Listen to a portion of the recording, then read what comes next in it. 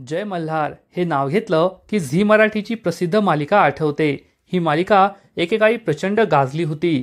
या मालिकेत खंडोबा देवाची भूमिका साकारली होती प्रसिद्ध अभिनेता देवदत्त नागे याने। त्यानंतर तो अनेक मालिका आणि चित्रपटात दिसून आला।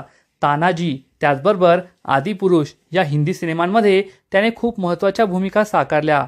पण आता तो चक्क साऊथ इंडियन सिनेमांमध्ये दिसणार आहे। आजकाल साऊथ इंडियन सिनेमांचं प्रेक्षकांना वेड लागलंय। अनेक सिनेमे हिट होत आहे आणि आपल्याला देवदत्त अशाच एका तेलुगू चित्रपटामध्ये दिसून येणार आहे। नुकताच या चित्रपटाचा टीझर रिलीज करण्यात आला। चित्रपटाचं नाव आहे देवकी नंदन वासुदेवा आणि देवदत्त सिनेमात एका खलनायकाची भूमिका साकारणार आहे। काही दिवसांपूर्वीच त्याने आपला सिनेमातील लुक इंस्टाग्रामवर शेअर केला होता आणि आता सिनेमाचं टीझर सुद्धा रिलीज झालंय। त्याचा हा लुक खूपच खतरनाक आहे। अनेकांना तर हा देवदत्त नागेच आहे का हा प्रश्न पडला आहे।